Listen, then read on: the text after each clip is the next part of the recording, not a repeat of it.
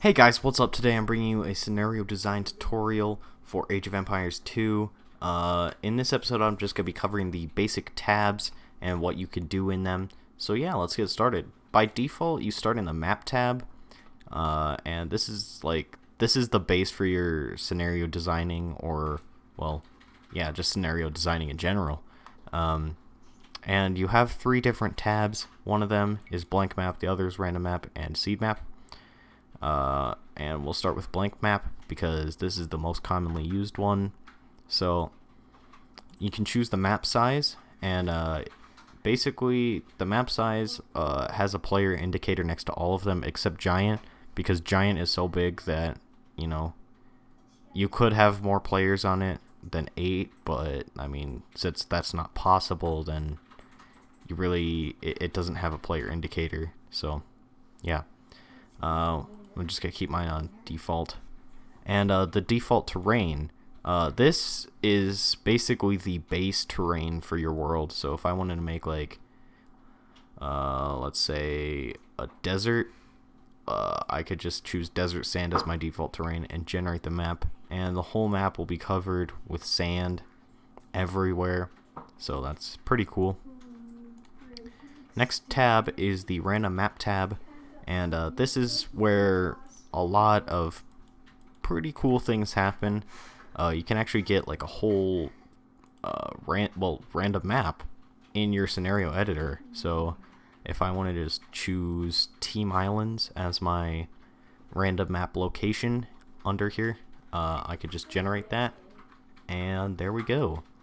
Got the Team Islands map. And if I memorize the seed 729, then I can just memorize that, and if I generate a new map and then I go down to seed map, as long as I'm still in the Team Islands map. Now it was 2729. If I type that in under seed map, I generate it, it'll give me the map that I had before I changed the map. So if you remember all of your seeds, or you write them down or whatnot, then that's pretty beneficial if you're generating random maps. So yeah, we're just gonna go to grass, and we're gonna keep that default. And next tab is the terrain tab, and terrain basically gives you a set of brushes, you know, air quotes and stuff, and it lets you paint, again air quotes, terrain everywhere on the ground. Really, you just like put terrain in places. That's more of what it is. And there's different brush sizes from tiny to huge, and each one covers a different area. So yeah, we're gonna go down to grass and then change that. And yeah, so if I wanted to make like some water, I could actually go down to water shallow or water deep or whatever I want, and start painting around with it. And let's put some little deepness in there. And then I say I wanted like a small, well, a kind of wide, but not that wide beach. I could actually go down to desert sand. If you're playing in the Conquerors, this is the only option you have. If you're playing in the Forgotten or HD edition, you actually have a real, like, the actual beach terrain. But I like this one better because I've been playing around with this one more. And yeah, so you can draw around like a little beach and stuff. You can just like paint terrain everywhere. You can actually even paint like forests and stuff. And yeah, that's pretty cool. The next tab under the terrain tab is the elevation. And elevation, if you play like a hardcore, like multiplayer and stuff, you will know, actually like gives units a bonus attack from higher elevation. So if you want to make like a little strategic hill or something on your map, then you could just take some elevation and like mess with it a little bit. And yeah, there you go, your strategic hill. The next tab is the cliffs tab. Now cliffs do not actually change the elevation, and there's only one brush size for them, and that's the actual cliff size. And yeah, so you just like draw cliffs around. as I said, cliffs do not actually change the elevation, so these are more of an aesthetics thing than a strategic thing. The next one is kind of cool. It's map copy. If I hold on, I'm gonna build. Well, I'm gonna get some buildings, and then we'll get a watchtower. Map copy is really cool, where like you can actually like select an area to copy, or you could drag it around, you know, and select like a big area, or you could select a little tiny area, which I'm gonna do with this tower. I'm gonna copy it, and then once I click copy selected map area, it'll give me all these options. Most of these options like don't really matter. You can always do it yourself after you're done with it. And then you can actually like mix buildings together with it once you paste it. Just click again to paste it. So yeah. And erase, that's explanatory. You can actually erase like buildings and units and stuff, but you can't do it against terrain or anything like that, as I was showing there. And the next tab is the Players tab, and this is where all the magic happens. Let's get a unit out, and you can set your player color. So if I wanted to be yellow, I could do that. It changed my player to color to yellow. I could change my civilization to something random, 2 tones, I guess. You can set your starting age, and this is a lot more intuitive than the later Age of Empires games, because you actually have to make a trigger to set the starting age for certain players, which is kind of sad, and that's why I like this one so much. So if I wanted to start in feudal age, I could, and then I can also set a tribe name and or I could set a string table, and string tables basically are just numbers in your lang file or language file. That's just shorthand for it.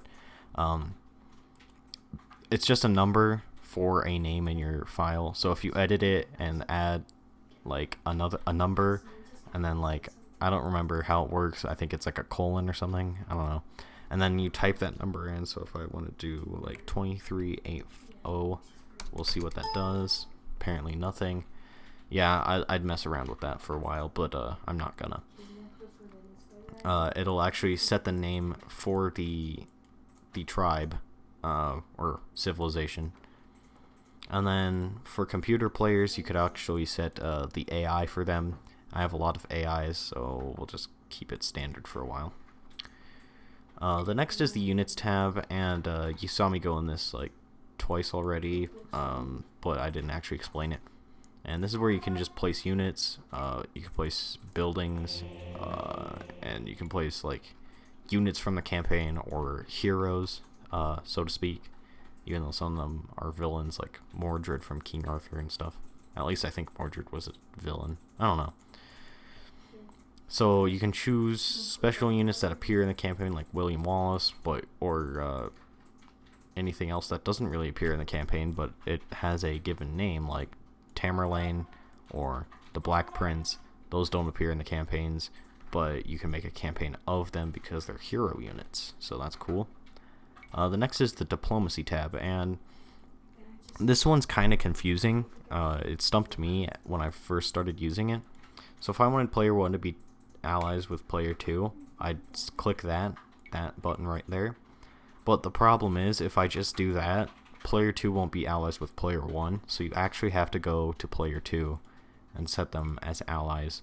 And then you can choose to lock the teams so that way no one betrays anyone, or you can set this to allied victory so that way everyone wins if you're making like a multiplayer scenario. So yeah. Next is the Global Victory tab. Now, this is the only tab that you don't actually have to do anything in if you're making like a campaign or like something like that, like a scenario with like a role-playing game sort of setting. You don't actually have to do anything in this. This is like the standard victory conditions, like have a wonder for like 500 years or whatever it is, 200 years I think. Conquer all enemies. You could just set any of the victory conditions that are available in a random map on there, So yeah, I don't actually use this very often, so just keep it on standard. I'd recommend that. Next is options. Options are actually pretty cool. You can actually disable like certain buildings, which if I disabled this barracks, it couldn't be built. And if I went into the units tab, if I disabled militia, that couldn't be trained. But since I actually deleted the or disabled the barracks, I can't train militia in the first place. So if I put villagers over there, you can't train villagers.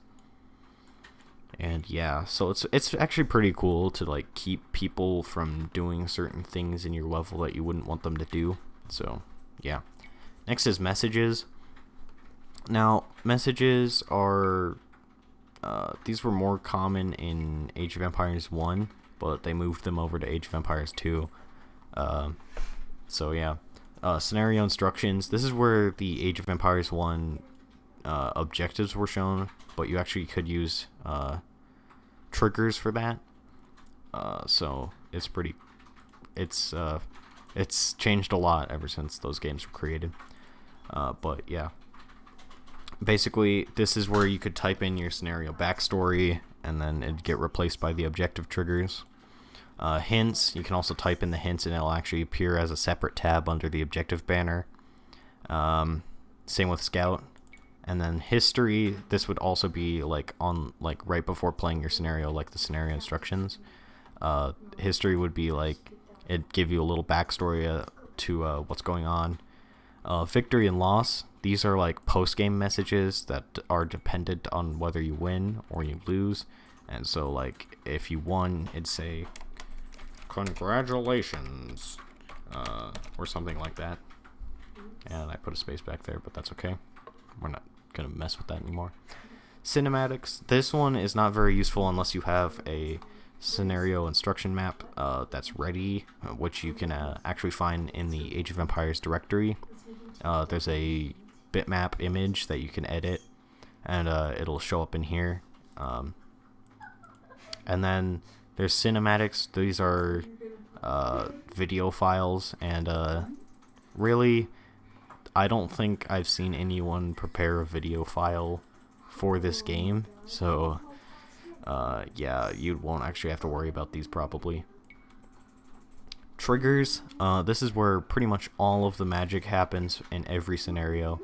You can create a new trigger, a new condition, or a cause, and a new effect, which is an outcome. And I'll cover that more in one of the future episodes. But yeah, that's pretty much about it for all of these tabs. Thank you all for watching. I hope you enjoyed this series, because more episodes are going to be coming soon. And yeah, I'll see you guys all later. Bye.